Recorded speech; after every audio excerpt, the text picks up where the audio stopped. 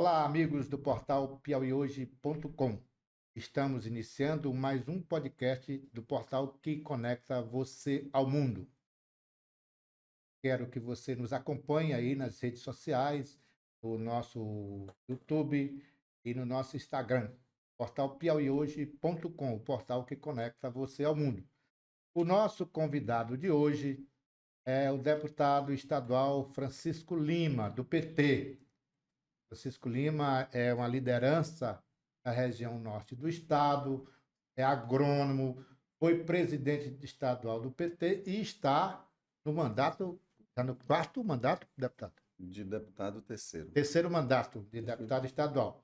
Agora, o deputado Lima começou a sua carreira política lá em São João do Arraial. Primeiro, começou no movimento estudantil na Universidade Federal. E depois foi prefeito de São João do Arraial, sua terra natal. É isso? Está certo, deputado? Boa tarde. Certíssimo. Boa tarde, Brandão. Boa tarde aos telespectadores aí do Portal Piauí Hoje. Parabéns aí pelo podcast, né? Pelo trabalho, pelo estúdio. Então, Alguma coisa aí que que eu esqueci, deputado, no seu currículo, que é currículo extenso já, né? pois é, eu sou, como você já disse, sou de São João do Arraial, filho de agricultores. Nasci e fiquei na roça até os 12 anos de idade, quando saí para estudar, por isso esse apego aí pelo campo, pela agronomia, e vivenciei uma escola da política no movimento estudantil, sempre ligando o local ao geral, né? E no Partido dos Trabalhadores. Então, fui também assessor do movimento sindical, do movimento social, do CEPAC, do Centro de Educação Rural Manuel Otávio, fui consultor do PNUD, do Programa das Nações Unidas, do Banco Mundial, do Instituto Interamericano. Você também foi sepaquiano Foi da mesma tropa lá. do CEPAC. Reentrei na escola lá depois, mas Eu me lembro de você no movimento estudantil lá na também. universidade, né? Naquela época lá. Mas quando saí de lá, fui a ajudar a coordenar ali um projeto chamado Centro de Educação Rural Manuel Otávio, que era coordenado pelo CEPAC, era executado pelo CEPAC. Aí trabalhava em 10 municípios do Piauí.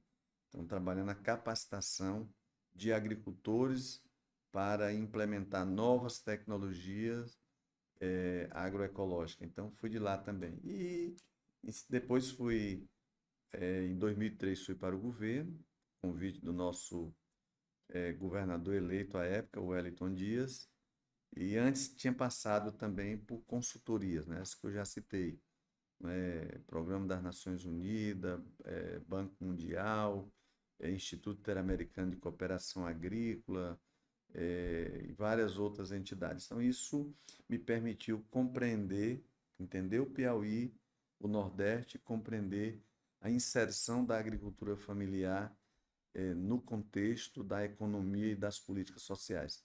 Aí foi quando meu povoado se emancipou, virou São João do Arraial, Ele era povoado de Esperantina, de Matias Matias Olímpio. Olímpio. Matias Olímpio. Na verdade, eu sou filho de Matias Olímpio, hoje São João do Arraial. E ali fui provocado pelos meus conterrâneos a disputar um mandato. E disputei, fui eleito na terceira disputa. Disputei uma vez, perdi, disputei a segunda, que é 3 Insistiu. vezes para crer, e procuramos fazer uma gestão diferenciada. E uma das diferenças que nós fizemos, além de implementar política mais voltada para o povo, foi articular o que a gente fazia no município com outros municípios da região, numa visão de território. Não é? Então, criamos um consórcio de município. E no município foi cuidar de educação, de saúde, de assistência social, mas cuidar da economia. Mas lá tem isso que eu ia falar. Teve um projeto que foi um negócio assim que mais se destacou, né? A criação do banco. Do Banco dos Cocais. Lá tinha 3 questões que eram essenciais.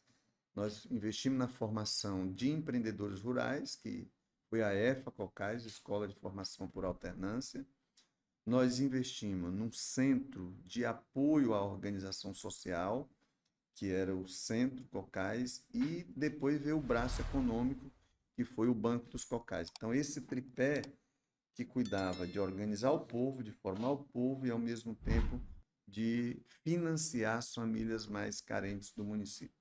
Então, essa é a parte da história que nos permitiu, digamos, Pegar o mandato de chegar deputado. ao mandato de deputado debatendo propostas e projetos e políticas para a população mais pobre do nosso Piauí.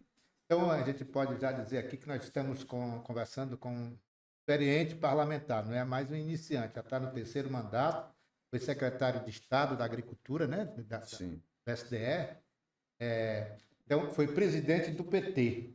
E aí, deputado, como presidente do PT, ex-presidente do PT, qual a avaliação que o senhor faz aí das eleições recentes, né, das eleições do dia 6 de outubro? Bom, primeiro, assim, para o PT, matematicamente, o PT se sobressaiu de forma vitoriosa. Nós tivemos 400 mil votos a mais do que em 2020.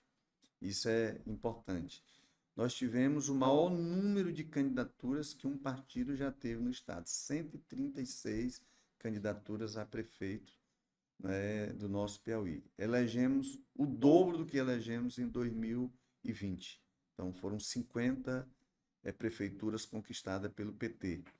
E tivemos um número muito grande de vereadores e vereadoras, 1.600 candidaturas aproximadamente, e elegemos 522 vagas nas câmaras municipais. Então, o PT se considera, digamos assim, vitorioso nessas eleições. Por É outro uma lado, legenda consolidada. então o PT está no rumo correto. Dentre as 10 maiores cidades do Piauí, o PT cresceu nessas maiores cidades, nós só dirigia uma, que era a cidade de Piripiri. Hoje, das 10 maiores, o PT vai dirigir 3 a partir do dia 1º de janeiro, que é Piripiri, continua, mais Oeiras, né, e assim, não é só o PT, também tem Claro. outros partidos. E aí, então, nós crescemos e crescemos em votação nesses municípios. Na última eleição em Teresina, nós tivemos 47 mil votos. Na penúltima, na última, nós tivemos praticamente 200 mil votos. Então, tivemos 4 vezes mais votos do que tivemos na outra. O grande desafio agora é manter essa votação, organizar o partido para que em 2026 isso se reverta em O PT votos. nunca esteve tão perto de conquistar a Teresina, né, deputado? Pois é, essa foi um grande avanço, uma eleição muito empolgante e acho que um resultado muito positivo. Talvez os detalhes tenham impedido a gente De de vencer. vencer, mas saímos As fortalecidos. pesquisas, deputado, elas erraram? De um modo geral, eu acho que nós precisamos repensar. As pesquisas elas não captaram, elas não conseguiram captar os sentimentos e os rumos nas últimas 72 horas da eleição que antecederam a eleição. Acho que essa é uma questão. Eu não creio que seja um erro metodológico e não, ele precisa captar, não dá mais para um resultado. Aquilo que era de 5 dias atrás, 8 dias atrás, ele pode mudar Em 2 dias, em um dia, na nas véspera. últimas 72 horas. Então tem que captar a tendência e o sentimento. Eu acho que essa é uma das questões que as pesquisas precisam atualizar. Então, não teve manipulação, não teve fraude, não teve má fé. Eu acho que ela precisa estar mais próximo do dia do pleito. Ela tem que captar ali com mais proximidade. Houve traição ao deputado Fábio Novo, você acredita nisso? Não, eu não acho que houve traição. Eu acho que houve um descolamento das eleições proporcionais com o resultado da majoritária. Não é? O deputado Fábio Novo, os vereadores ligados, as candidaturas de vereador ligado ao deputado Fábio Novo, ou vinculada à candidatura do deputado Fábio Novo, tiveram 100 mil votos a mais Do do que que o deputado. Então, e o outro candidato ganhou a eleição com 40 mil. Então, como fazer para colar isso? Eu acho que essa é outra questão. Então, o debate ele tem que associar, o sentimento ele tem que associar a um projeto. Então, eu acho que a velha estrutura ainda está arraigada em Teresina e ela conseguiu canalizar muito mais do que o novo ou o projeto do novo, como diz a Quais os história. aspectos que o senhor destaca aí nessa estrutura que é mantida ainda? Porque tem uma rede de lideranças comunitárias que era conhecido, falam em 5.000 lideranças comunitárias, foram uma rede construída pelo PSDB, fortemente coordenada pelo ex-prefeito Firmino Filho, e que o prefeito eleito Silvio Mendes deve ter se apropriado dela. Eu acho que essa é uma outra coisa. O poder econômico, ele tem uma influência forte nessa história, sobretudo vinculado às eleições proporcionais, e termina levando os votos para as eleições majoritárias. Tem uma outra questão que eu acho que são as ações. O volume de ações hoje, tanto do governo federal como do governo do estado, ele é tão significativa, Mas não casou o com a OPA, eleição. por exemplo, que necessariamente ela não resulta em voto. Então, é como que fosse obrigação e ela não resultou em voto. Quer dizer, não Porque, adianta ficar só fazendo obra se não tiver não, o tem que ter convencimento. vínculo, convencimento, a relação, o sentimento. Então, acho que essa é a história das ações. Então, o que que fideliza voto? O governador Rafael tem uma aprovação assim esplêndida no Piauí e aqui em Em Teresina. Teresina, E verdade. isso necessariamente não significou voto, Transferência de voto. embora a gente saiba que foi forte a influência, que o papel do governador como coordenador político desse projeto, né, além da determinação do deputado Fábio Novo, do debate feito, por outro lado, eu acho que o A desastre. campanha foi muito do deputado Fábio Novo, a gente acompanhou de perto, foi muito propositiva, né? Com muitas novidades, com é, projetos interessantes para a cidade. Eu me lembro do projeto de tarifa zero, né? Então, isso terminou que a população não Eu acho que aceitou isso. o ceticismo da população, a não acreditar por conta do desastre administrativo do Pessoa, também levou as pessoas a. Será que isso de fato vai acontecer? Por exemplo, a tarifa zero. 124 cidades no Brasil hoje praticam tarifa Tarifa zero. zero. Eu ouvi várias pessoas dizer que não acreditavam nisso. E isso era fato, isso era possível. Então, não é possível. Então, eu acho que a concretude das coisas, às vezes, precisa ser Será que o trabalhada. prefeito Silvio Mendes tem coragem de bancar um projeto desse? Ele bancaria isso? Bom, eu não acredito. Por que não bancou antes? Não bancou antes por conta do compromisso com o empresariado e não com a população. Que essa é a diferença das gestões. O compromisso com o povo, o compromisso com a elite empresarial, a elite que domina. Então, acho que essas são as diferenças. Eu acredito também, Brandão, que a estratégia adotada para enfrentar aquela operação, aquela operação contra o Fábio Novo, aquilo era uma operação eleitoreira da Polícia Federal. Eu Não, acho que não foi, houve, não houve eu resposta. acho que teria que ter resposta. Diz quem cala consente. Eu acho que aquela questão ela teve um peso, porque quem que lembra 2020? Qual era a campanha? Era contra o PT, era contra a Lava Jato, então era a história do PT corrupto. E está provado hoje, inclusive judicialmente, que na verdade a corrupção, os interesses eram outros, era tirar o Brasil de um centro de debate. Então, de colar essa imagem da corrupção do PT, ela é forte. E eu acho que Persiste. aqui o antipetismo e o trunfo usado, e eu não tenho dúvida de que a operação ela foi para prejudicar eleitoralmente o deputado Fábio, a campanha do deputado Teve o Fábio dedo Novo. de quem, deputado? Não dá para Vocês dizer, têm, mas certamente não foi da situação, foi de alguém da oposição que coordena isso, que tem interferência nisso, que né? ainda manda na Polícia Que Federal. ainda tem alguma interferência nisso. Eu acho que algumas instituições brasileiras, elas estão ainda carcomida, ainda contaminada com o conservadorismo. Eu acho que a Polícia Federal é parte disso, né? Não é ela só. Aí tem outras estruturas que foram as mesmas que patrocinaram o Lava Jato. Eu acho que tem muita gente isenta, mas o conservadorismo ele toma conta de algumas instituições, que é o que está alimentando essa discussão e esse, digamos, esse retrocesso político no Brasil, inclusive de ameaça à democracia. Nós estamos entrevistando aqui o deputado Francisco Lima, do PT, no podcast do piauihoje.com, o portal que conecta você ao mundo. Toque aí no sininho, assine nossas redes sociais, nos siga, ajude a gente a fazer o nosso trabalho. Vou começar aqui com o deputado. Agora, deputado, toda vez que termina uma eleição, foi assim na eleição de 2020, na de 2022, fica gente pedindo para fazer o PT faça autocrítica. Em relação a Teresina, por exemplo, o PT foi o grande derrotado em Teresina, certo? Mas foi só o PT que foi.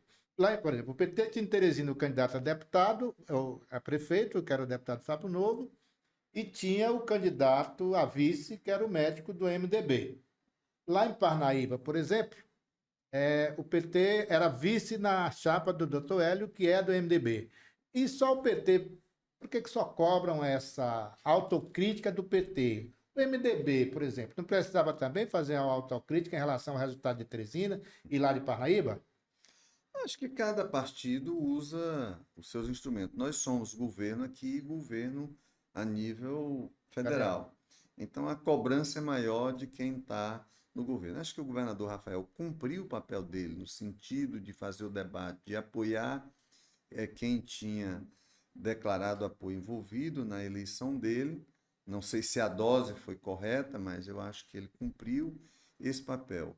Os outros partidos trouxeram, inclusive, lideranças e candidaturas que necessariamente não são ligados às nossas bases. Se você pegar qualquer um deles, o MDB, o PSD ou o PDT, quanto das suas candidaturas efetivamente tem comprometimento com esse projeto liderado pelo Lula, pelo Rafael e pelo Fábio Novo? Então, quantas efetivamente são? Então, eu acho que essas são algumas das questões. Acho que o PT tem que fazer suas análises, suas avaliações. Já fizemos na executiva, já fizemos na bancada, para corrigir para frente. Até porque... O que precisa mudar, deputado, do PT? Eu acho que o PT tem que, de fato, oxigenar a sua militância. Não é mudar as cores e os símbolos. Acho que o PT tem que agregar novos militantes, envolver mais a juventude, investir na formação política. A direção do partido tem que estar mais sintonizada com os segmentos mais vivos. É importante o movimento social, é importantíssimo ele estar na direção do PT, mas é importante o parlamento estar representado, é importante os gestores estarem representados tanto a nível municipal, como a nível estadual, como a nível federal. É importante o microempresariado estar representado, é importante a participação das mulheres. Não pode fazer da pauta identitária a principal pauta partidária. Eu acho que o grande desafio é o projeto de desenvolvimento com inclusão, com sustentabilidade e com equidade. Eu acho que esse é o desafio que a gente tem pela frente. Então, o PT tem que renovar a sua direção, tem que ter uma estratégia, não é uma estratégia eleitoral. O PT tem que ter uma estratégia política. O partido ele tem que ter uma estratégia política e ser a ponte entre a sociedade, entre as forças vivas da sociedade e o governo.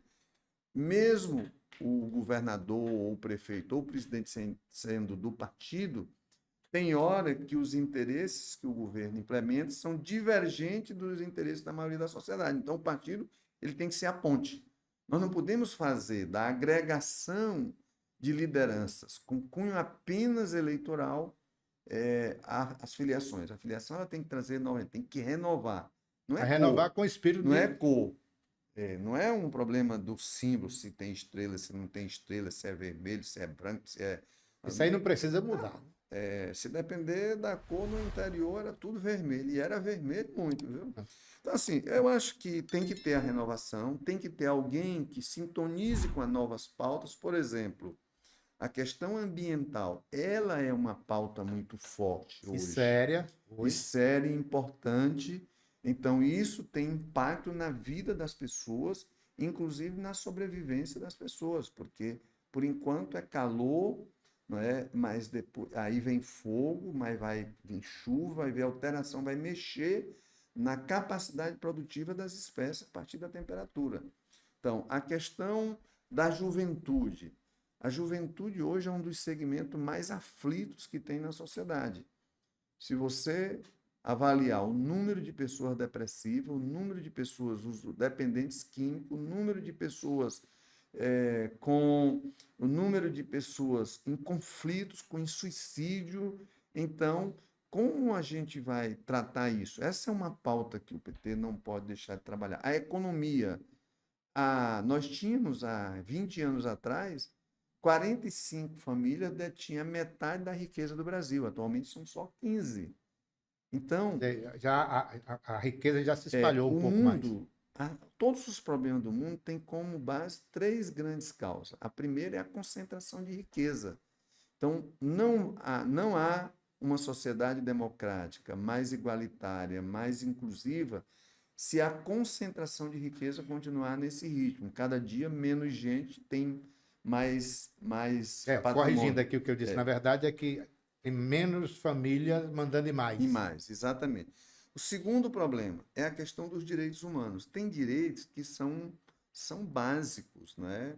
A Declaração Universal dos Direitos Humanos, celebrada no pós-Segunda Guerra, é para isso.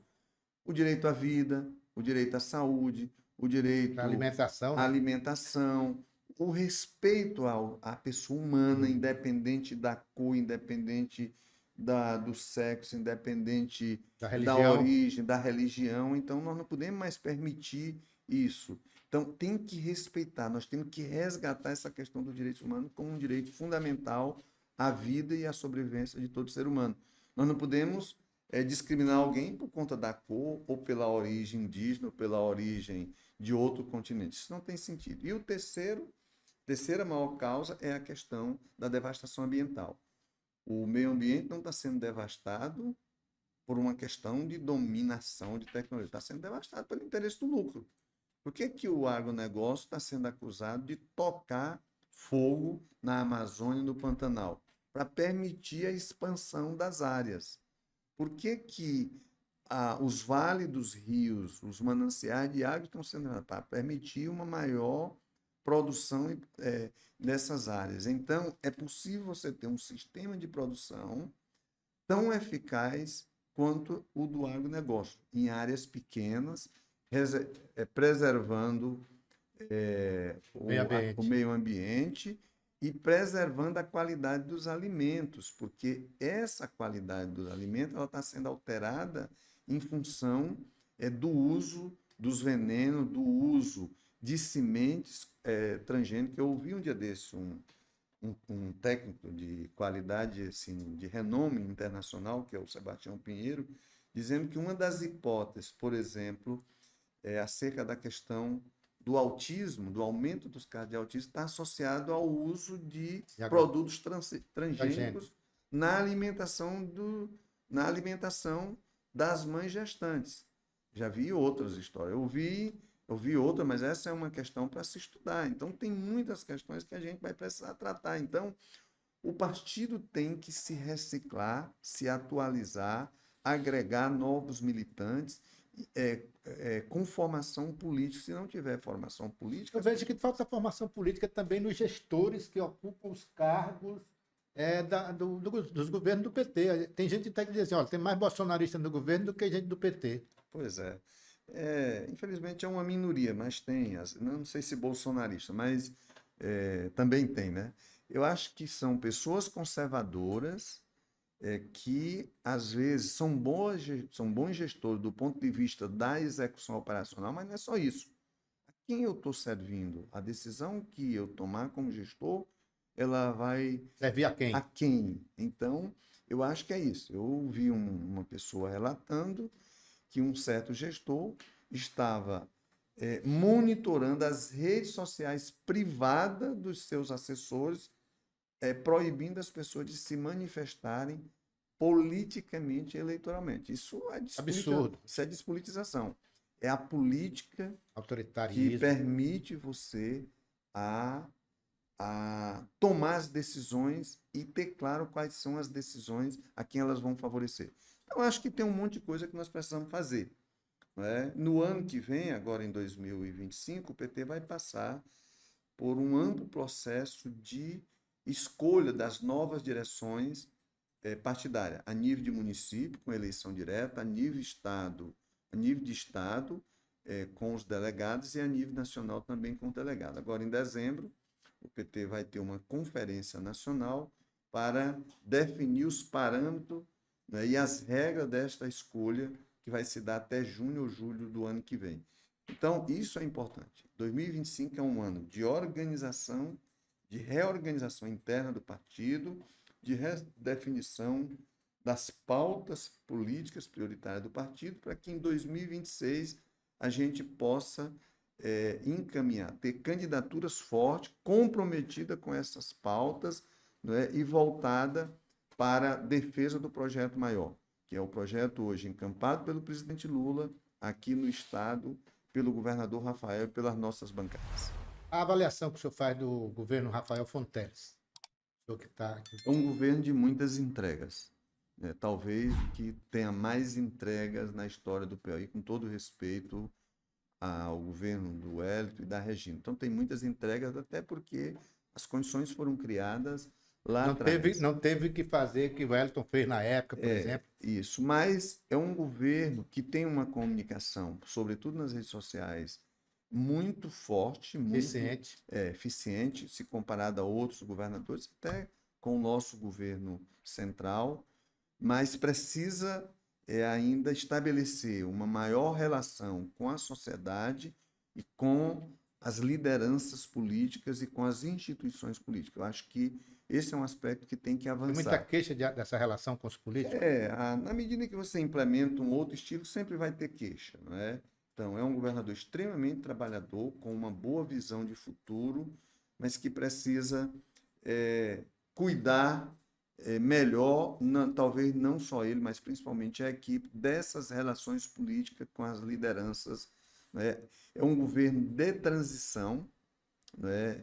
Então, é um governo de transição entre uma geração inicial que foi formada na luta, no movimento sindical, na organização do povo, para um que tem que apresentar resultado para a sociedade. A velocidade da internet. Na velocidade da internet, na velocidade, por isso que o governador acelerado. Então, como fazer isso sem perder o que tem de bom que nos permitiu chegar até aqui? Eu acho que esse é o grande desafio e que o PT precisa compreender, que os nossos dirigentes maiores precisam compreender, e que os nossos gestores têm que ter essa visão mais estratégica.